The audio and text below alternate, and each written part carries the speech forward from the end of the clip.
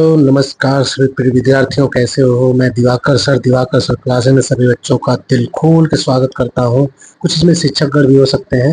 मैं हिंदी के लिए ला रहा हूँ बेहतरीन से बेहतरीन हिंदी साहित्य इतिहास में हम ऐसे क्वेश्चन बनाएंगे। अभी मैं करा रहा हूँ, खुद ही आप लोग समझ जाएंगे कि कितने अच्छे पैटर्न में क्वेश्चन को कराया जा रहा है। इससे पूरा रिविजन है।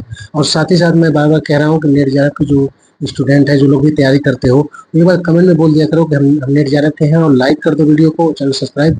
जितनी भी इसमें कहानी, नाटक, उपन्यास है ना, ये 100 में से 50-60 क्वेश्चन वही आते हैं। मैं उसके लिए एकदम शॉर्ट ट्रिक में जल्दी ला रहा हूँ क्लास को, और जिसमें आप खुद ही देखेंगे कि कितना बेहतरीन तरीके से पढ़ाया जा रहा है। तो चलिए मैं क्लास को फटाफट स्टार्ट करता हूँ। ठीक है, बस जो नए हो चैनल को सब्सक्राइब जरूर कर दिया करो भाई, और वीडियो को लाइक भी कर दिया करो। ठीक है, कि ये पहली बात है कि ये वही पढ़े जो लोग हिंदी पीजीटी, टीजीटी और नेट जेआरएफ संबंधित तैयारी करें, वही लोग वीडियो को देखें। 12th के लिए या फिर कॉम्पिटिटिव जो रीजनिंग की तैयारी करते हैं, उनके लिए वीडियो नहीं। चलो फटाफट भाई स्टार्ट करते हैं। ठीक है, तो चलो आ जाओ भाई, हम स्टार्ट करते हैं क्लास को। हमारा सबसे पहला क्वेश्चन इसमें रीतिकाल संबंधित क्या है। ठीक है, रीतिकाल से संबंधित अगर हम क्वेश्चन को देखें, इसमें हमारा सबसे पहला क्वेश्चन, थोड़ा सा मैं इसको कलरिंग कर दूं। सबसे पहला क्वेश्चन है कि रीतिकाल के किस प्रसिद्ध, तो भाई थोड़ा साइज इसकी बड़ी लग रही है क्या। एक बार सेट कर देंगे तो हो जाएगा। ठीक है, तो इसमें दे रहा है कि रीतिकाल के किस प्रसिद्ध कवि का मूल नाम घनश्याम था। ठीक है, सबसे पहला क्वेश्चन है। तो यहाँ पे सबसे पहली चीज मैं बता दूं कि घनश्याम नाम किसका था। ठीक है, मूल नाम घनश्याम यहाँ दे रहा है। घनश्याम कवि कौन थे? अगर घनश्याम नाम से देखा जाए तो शायद ही कोई जानता होगा, तो किसी को पता ही नहीं होगा घनश्याम कवि आखिर में थे कौन। तो मैं बता दूं इसमें कि घनश्याम जो कवि थे, कौन घनश्याम कवि, या चित्रकूट के जो शासक थे। कहाँ के? चित्रकूट, चित्रकूट के शासक, चित्रकूट के शासक थे उस समय रुद्रशाह सोलंकी थे। कौन थे? रुद्रशाह सोलंकी थे, रुद्रशाह सोलंकी थे। इन्होंने घनश्याम जो कवि हैं उनको भूषण उपाधि दी थी। कौन सी उपाधि दी? भूषण। और ये भूषण कवि के ही नाम से भाई प्रसिद्ध हो गए। लगा ना मजेदार, क्योंकि ये भूषण कवि के नाम से प्रसिद्ध हो गए। जबकि भूषण इनको क्या थी, इनको उपाधि के रूप में प्रदान किया था रुद्रशाह सोलंकी ने। रुद्रशाह सोलंकी ने किया था। ये कहाँ के शासक थे? चित्रकूट के शासक थे।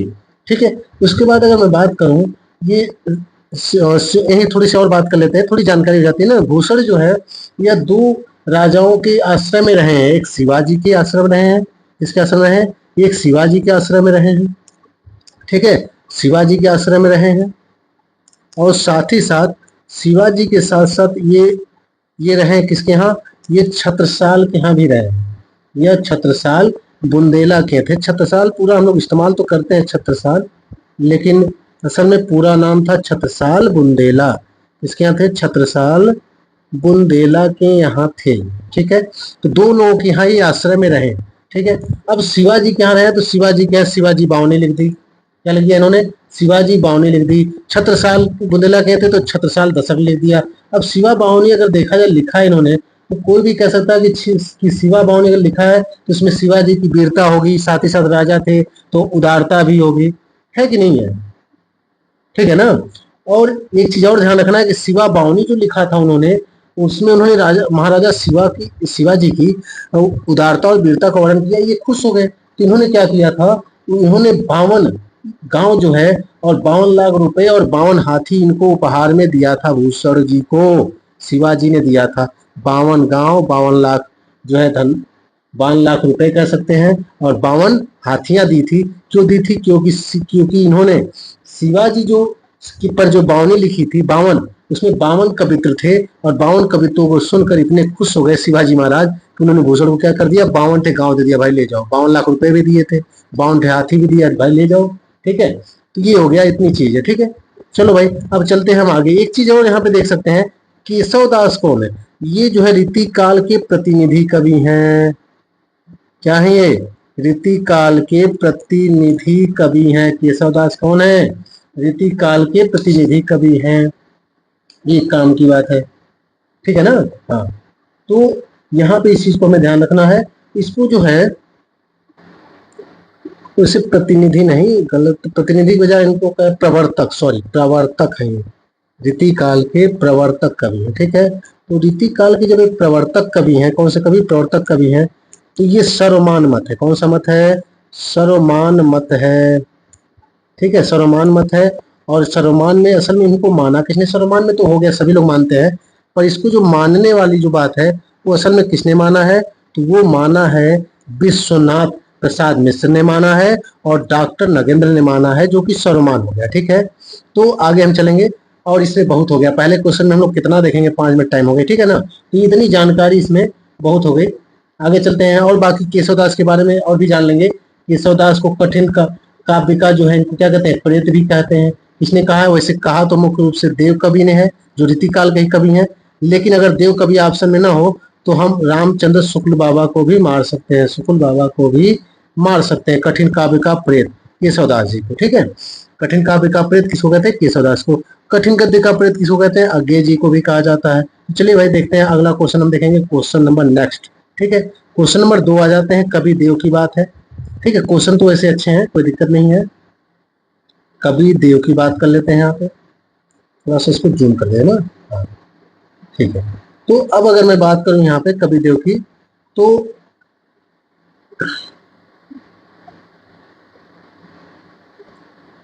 ठीक है, कवि देव ने किस कवि को कठिन, भाई तो आ गया, कठिन काव्य का प्रेत कहा है, किसको कह दिया भाई, केशव दास को।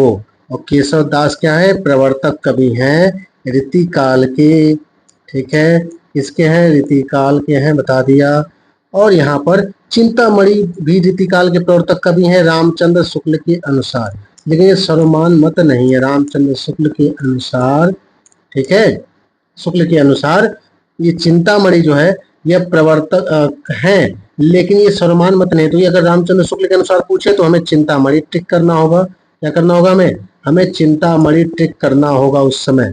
लेकिन ध्यान रखना है, अगर सर्वमान मत में या ऐसे ही कैजुअली पूछ देता है, ठीक है, नॉर्मली पूछ दिया, या फिर डॉक्टर आचार्य विश्वनाथ प्रसाद के अनुसार पूछ ले, या डॉक्टर नगेंद्र के अनुसार पूछ ले, तो केशव दास ही हैं और सर्वमान मत भी यही है, ठीक है। अब चलते हैं आगे, हम थोड़ा देख लेते हैं। क्वेश्चन तो यहाँ पे हो गया, भूषण के बारे में भी हमने काफी कुछ देख लिया है, ठीक है। हाँ, एक चीज और है, जो हमारे केशवदास के बारे में जब यहाँ पूछ दिया, कठिन काव्य का प्रेत किसने कहा है, देव ने कहा है। और केशव दास को ही, किसको, केशव दास को ही जो है रामचंद्र शुक्ल ने क्या कहा है, हृदयहीन कवि कहा है। इन्होंने कहा इनको कवि वाला हृदय नहीं मिला था, क्यों भाई, हृदय, हृदयहीन कवि इनको कहा गया है। कौन सा कवि, इनको कहा गया हृदयहीन कवि, ठीक है, इनको कहा गया हृदयहीन कवि। हृदयहीन कवि किसने कह दिया, हृदयहीन कवि कह दिया बाबा शुक्ल जी ने कह दिया इनको, ठीक है। अब चले आगे, आगे चलते हैं भाई, और भी इनके हैं, किसी दिन चर्चा कर लिया जाएगा अलग से। अब आगे बढ़ेंगे क्योंकि बहुत ज्यादा टाइमिंग हो रही है, क्वेश्चन 2 ही हुए, हमको ज्यादा नहीं करना है, क्वेश्चन कम ही करना है। लो भाई, अब यहाँ पे कह रहा है कि रीतिबद्ध कवि हैं, ठीक है भाई, बधना है तो कैची पे मजा लेना होगा। यानी इसका ट्रिक क्या है, इसका ट्रिक क्या बनता है, इसका ट्रिक जो है हमारे अकॉर्डिंग, ट्रिक इसका क्या बनेगा, हमारे अकॉर्डिंग अगर ट्रिक को देखोगे भाई, तो मैं कहूंगा कैची पर, ठीक है, कैची पर,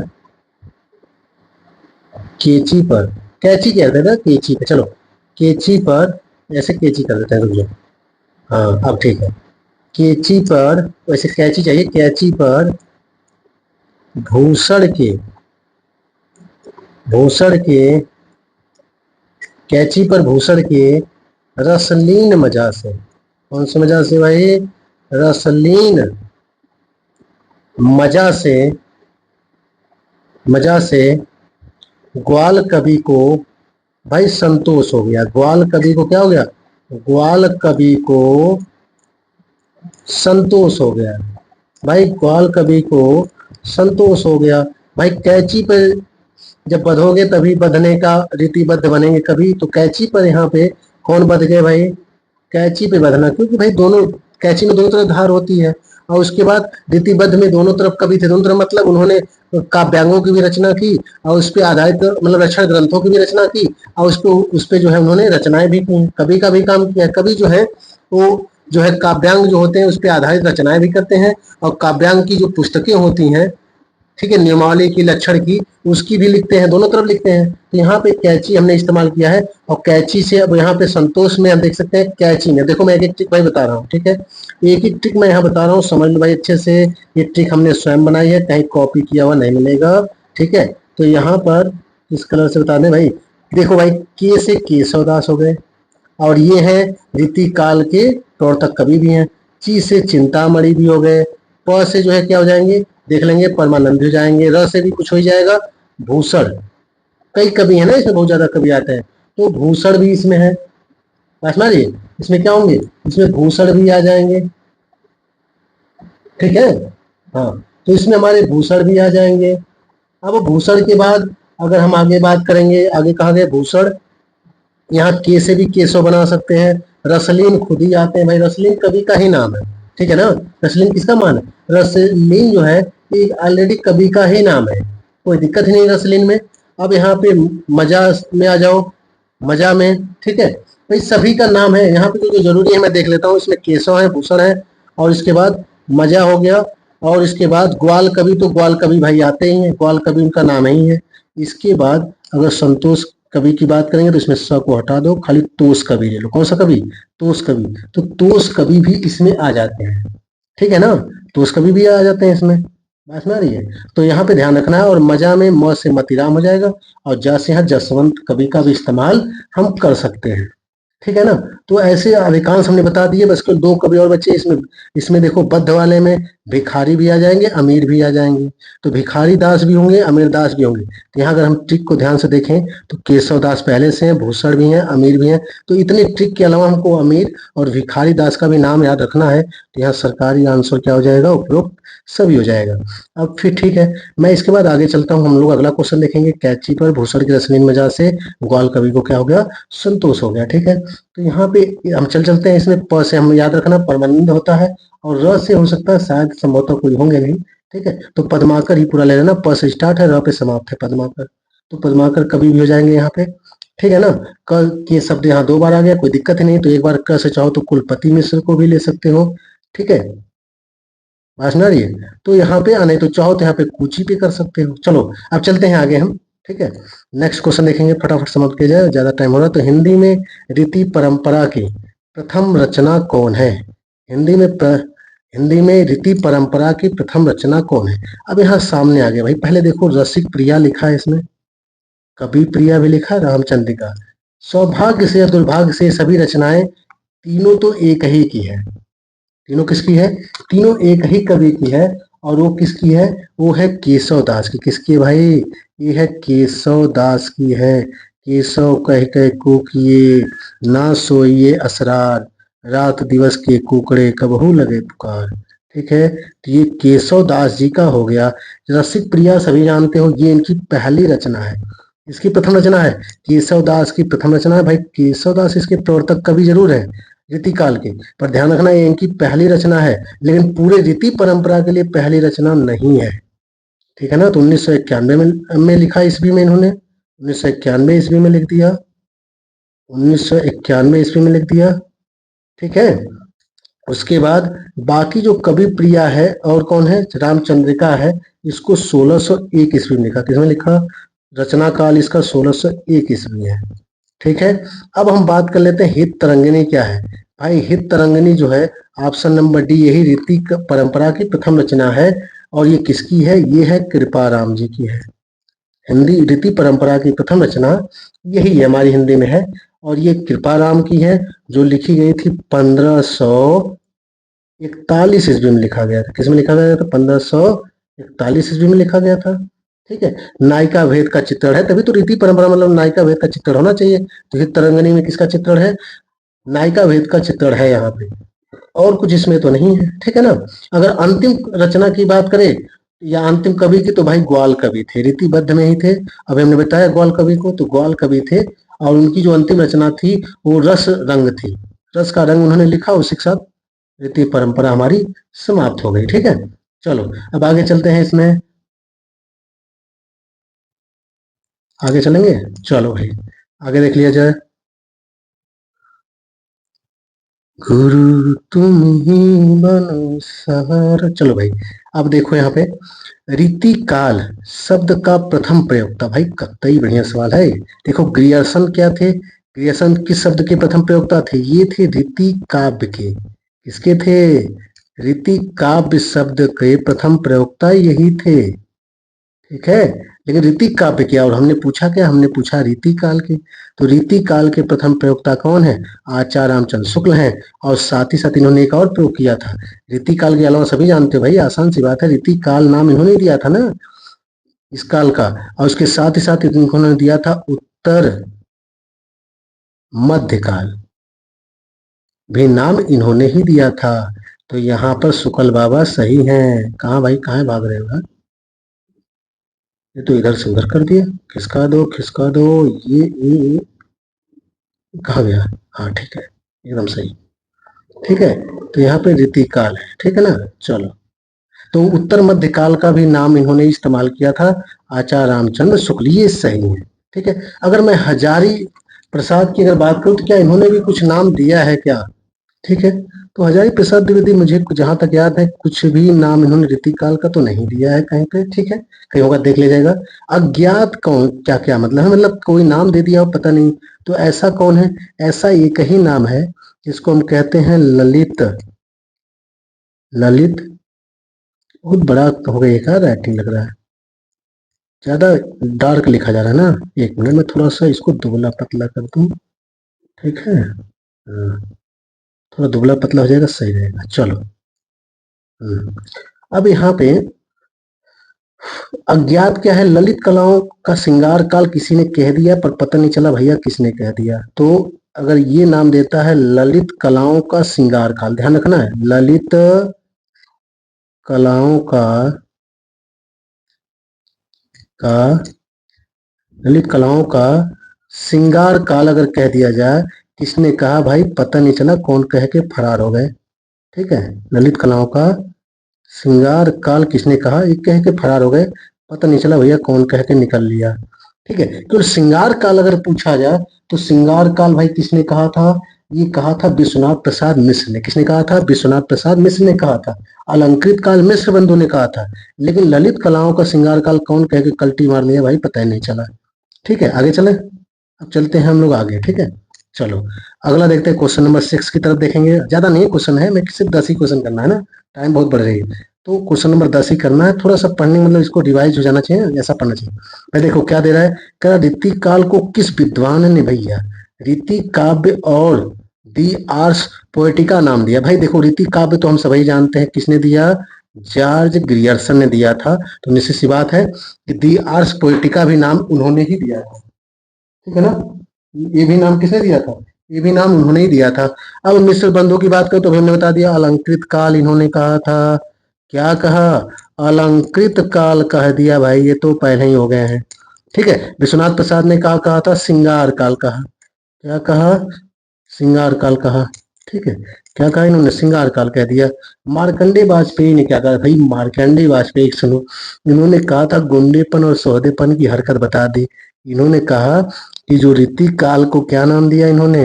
रीति काल को नाम दिया था गुंडेपन और सोहदेपन। गुंडेपन और सोहदेपन, ध्यान रखना इसमें जॉर्ज ग्रियर्सन सही है। ठीक है, तो इन्होंने क्या कहा था? गुंडेपन और सोहदेपन की हरकत कह दिया। इन्होंने कहा भाई किसी को गुंडापन और सोहद और क्या आ गया, अगर सोहदेपन की हरकत हो गई तो इसी को इन्होंने क्या कहा? रीतिकाल का नामकरण किया था। नेक्स्ट क्वेश्चन देखेंगे, क्वेश्चन नंबर 7। टाइम ज्यादा हो रही है, फटाफट देखा जाए। क्वेश्चन नंबर 7 की अगर मैं बात करूं तो कह रहा है कि रीतिकाल के पतन का कारण क्या हो सकता है? भाई देखो रीतिकाल में क्या था, जो है लोक मंगल का अभाव रहा। एकदम सही है, क्योंकि ये लोग जो है ना केवल रीति यानी रीति संबंधित ग्रंथों की रचना हुई विशेष करके। ठीक है ना? कहीं भी समाज में क्या हो रहा है, लोग दुखी हैं, किसी से परेशान है, जनता से संबंधित लोक मंगल, लोगों की जिसमें शुभ कामनाएं हो, लोगों के उज्जवल भविष्य की बात की जाए, उससे संबंधित कोई रचना ही नहीं है। तो यहाँ पे लोक मंगल का अभाव एकदम सही है। अतिशय श्रृंगार था भाई, श्रृंगार रस करते करते लोगों को पता नहीं चला कि कहाँ जा रहे हैं। भाई नायिका वर्ण ठीक है, पर समाज में क्या हो रहा है काव्य के जरिए उसे हम बता सकते हैं, लोगों को जगाया जा सकता है। पर यहाँ तो श्रृंगार ज्यादा हो जाने से जो जगह है वो भी सोने लगेंगे। तो यहाँ अतिशय श्रृंगारिता है और चमत्कार, ये अलंकार की देन है। ठीक है, यहाँ श्रृंगार श्रृंगार रस का वर्णन हो गया, यहाँ पे रस से संबंधित बातें हो गई, अतिशय कर दिया इन्होंने। उसके बाद चमत्कार जो है अलंकार समय, भाई बहुत ज्यादा चमत्कार करोगे ना तब भी लोगों को फिर मजा ही नहीं आएगा, काम खत्म हो जाएगा, तो इन्होंने ज्यादा कर दिया। एकदम सभी के सभी सही है, तो भाई यहाँ पे डी वाला ऑप्शन सही है, D is the correct option हो जाएगा। ठीक है, चलो आगे चलते हैं। अब उसके बाद अगर हम क्वेश्चन नंबर, तो यहाँ पे तीनों सही हो गए, ठीक है ना, यानी चौथा ऑप्शन सही हो जाएगा। तो क्वेश्चन नंबर 8 देखते हैं।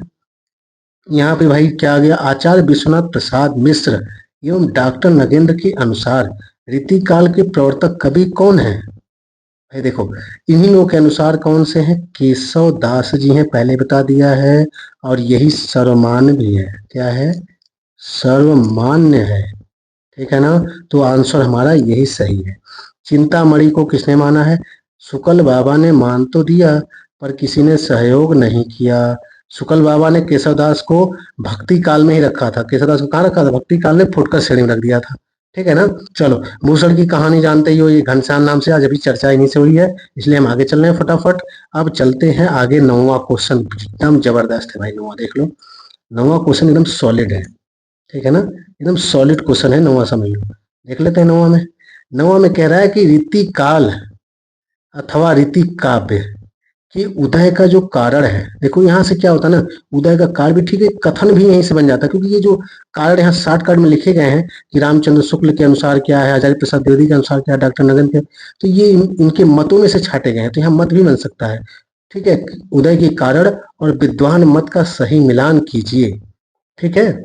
चलो, अब यहाँ देखो, यहाँ पे कह रहा है रामचंद्र शुक्ल है पहला ऑप्शन, दूसरा क्या कर रहा है आचार्य प्रसाद द्विवेदी है, तीसरा कर रहा है डॉक्टर नगेंद्र है, चौथा कर रहा है डॉक्टर नामोहन सिंह है। और यहाँ पे रीजन क्या दिया गया, ये है हमारा पहला, आश्रयदाता राजाओं की अभिरुचि के कारण। बी ऑप्शन कह रहा है कि संस्कृत के लक्षण ग्रंथों से प्रेरणा लेना, और सी कह रहा है दरबारी संस्कृत से निराश एवं कुंठित होना, और डी जो है नवीन विषयों की तलाश के कारण।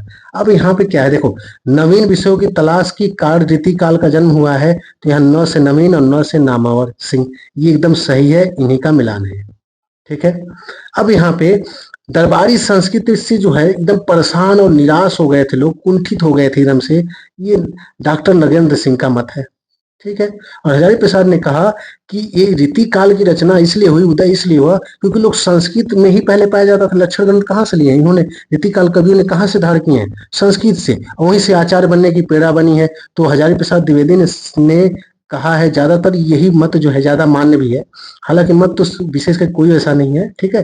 अगर विशेष किसी एक ऑप्शन करना हो तो हम यहाँ पे बी वाले को अकेले कह सकते हैं कि रीति काल के उदय का मुख्य कारण यही है, लेकिन हालांकि सभी मत सही हैं, मैं यहाँ पे स्पेशली नहीं कर सकता, ठीक है। अगर एक मत कभी करना पड़े तो मेरे हिसाब से ये वाला सही हो जाएगा, ठीक है। जो किसका है, हजारी प्रसाद द्विवेदी का। इन्होंने कहा था कि संस्कृत लक्षण ग्रंथों से इन्होंने प्रेरणा ले लिया, और रामचंद्र शुक्ल बाबा ने कहा कि भाई राजा, जो आश्रयदाता जो राजा हैं उनकी अभिरुचि के कारण इसकी उत्पत्ति हुई है, यानी आश्रयदाता राजाओं को ये को रीति काल जो है या रीति काव्य जो है पसंद था, इसलिए कवियों ने उसकी रचना प्रारंभ की। एकदम सॉलिड है, सीधा सीधा एकदम मैचिंग है।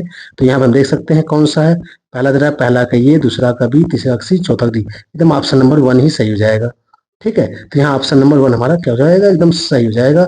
ये हमारे अलग अलग कथनों से लिए गए हैं। अगर रामचंद्र शुक्ल का बड़ा कथन आ जाए जिसमें वो लिख दें कहीं भी कि आश्रयदाता राजाओं की अभिरुचि के कारण ही रीति काल या रीति काव्य का उदय हुआ है, ठीक है, तो इसका मतलब रीति काल का उदय का कारण मिल जाता है, तो हम समझ जाएंगे कि किसका मत है, रामचंद्र शुक्ल का ही है। तो ये जो क्वेश्चन है ना अपने आप में बहुत सॉलिड है, ठीक है। आगे चलते हैं, इसमें देख लेते हैं, इस क्वेश्चन को कई बार देख सकते हैं, आगे चलें, ठीक है। चलो भाई, अब उसके बाद अगर हम यहाँ आगे की बात करें, क्वेश्चन नंबर 10 बस लास्ट है, इसके बाद हम क्वेश्चन नहीं कराया जाएगा, बस किसी और दिन क्लास को रखा जाएगा, ठीक है।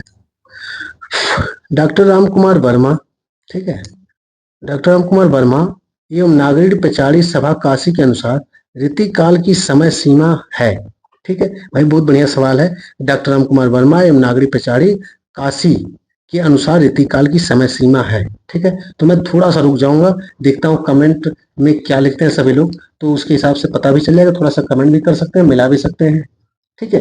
देखो भाई, सर्वमान जो मत है, जो हमारा सर्वमान मत है, जो हमारा सर्वमान मत है, सर्वमान मत किसके अनुसार है पहले जान लो। सर्वमान मत जो हमारा है उसमें कौन सा है, रामचंद्र शुक्ल जी हैं, शुक्ल बाबा, और प्लस डॉक्टर राम कुमार वर्मा जो ऊपर लिखा गया है, राम कुमार वर्मा, ठीक है, डॉक्टर राम कुमार वर्मा और प्लस नागरी पचाड़ी सभा। तो ये जो है ना यहाँ पे नागरी जो पचाड़ी जो है सभा जो है, इन तीनों लोगों के हिसाब से दो नाम लिखे गए हैं और रामचंद्र शुक्ल बाबा का क्यों नाम छिपा दिया गया ताकि कंफ्यूजन हो जाए बच्चों को। तो यहाँ पे इनका जो मत है ना वो विक्रम संवत 1700 से 1900 है, सभी जानते हैं, एकदम करेक्ट, सभी जानते हो भाई, ये बात सभी लोग जानते हैं, ठीक है, कि ये जो है विक्रम संवत 1700 से 1900 जो हमारा है वो भाई क्या है यार, हिंदी वाले सीधे साधे होते हैं इसलिए ये कंफ्यूज कर रहा है हम लोग को, है ना। चलो अब यहाँ पे जो है विक्रम संवत 1700 से क्या हो जाएगा 1900 तक, ये सही है क्योंकि ये किसके अनुसार है, रामचंद्र शुक्ल के अनुसार है और उसी को डॉक्टर राम कुमार वर्मा और नागरी पचाड़ी सभा काशी के अनुसार ये मत दिया गया है। इसके बाद अगर हम यही नीचे वाली बात करें कि यही सत्र, देखो ऊपर विक्रम संवत लिखा है और नीचे लिखा है ईस्वी, कंफ्यूज हो जाएंगे। तो भैया ये ईस्वी वाला जो है ये याद कर सकते हैं क्योंकि ये सेम सेम हजारी प्रसाद द्विवेदी का है और उन्होंने सेम माना है, बस खाली ईस्वी मान लिया है। ईस्वी हमारा क्या होता है, ईस्वी हमारा 57 वर्ष पीछे चलता है, हजारी प्रसाद द्विवेदी ने मान लिया, द्विवेदी, ठीक है ना। डार्क काहे चल रहा है भाई ये, इसकी प्रॉब्लम क्या है, ठीक है। अब उसके बाद अगर 1600 से 1900 की बात कर लें, 1600 से 1900 किसने मान दी भाई, ठीक है, तो ये विश्वनाथ प्रसाद मिश्र है, विश्वनाथ प्रसाद मिश्र है, विश्वनाथ प्रसाद मिश्र है। वैसे ये कितना किसको याद होता है, मुख्य रूप से यही याद कर सकते हैं, है कि नहीं, मुख्य रूप से यही याद किया जा सकता है और कुछ भी नहीं, ठीक है ना। ये वाला मिश्र बंधु का है 81-89 जो चल रहा है, 1681 से 1889 विक्रम संवत में, तो ये हमारा जो है मिश्र बंधु का है, किसका है, ये है मिश्र बंधु का है। मिश्र बंधु में भाई कौन आते हैं, चलते चलते वो भी चर्चा कर लें, गणेश बिहारी सुखदेव, ठीक है, गणेश बिहारी सुखदेव, सभी लाल मिश्र हैं, बिहारी लाल मिश्र, सुखदेव लाल मिश्र, तो गणेश बिहारी, ठीक है, और सुखदेव, ये तीन लोग इसमें आते हैं मिश्र बंधुओं में। चलते हैं फटाफट, बाद में कभी फिर चर्चा करेंगे, बस एक ही चीज कहेंगे, अगर इसके बाद हम और भी बेहतरीन क्लासेस लाएंगे तो चैनल को सब्सक्राइब भाई जरूर करें और एक बार कमेंट करें कि हम हिंदी नेट जेआरएफ की तैयारी करने वाले स्टूडेंट हैं, चाहे जो भी आप लोग हैं। तो क्लास को मैं समाप्त करता हूँ, फिर मिलेंगे। चैनल को सब्सक्राइब जरूर करें और वीडियो को लाइक जरूर करें भाई, ठीक है। नमस्कार, जय हिंद, फिर मिलेंगे अगली क्लास में।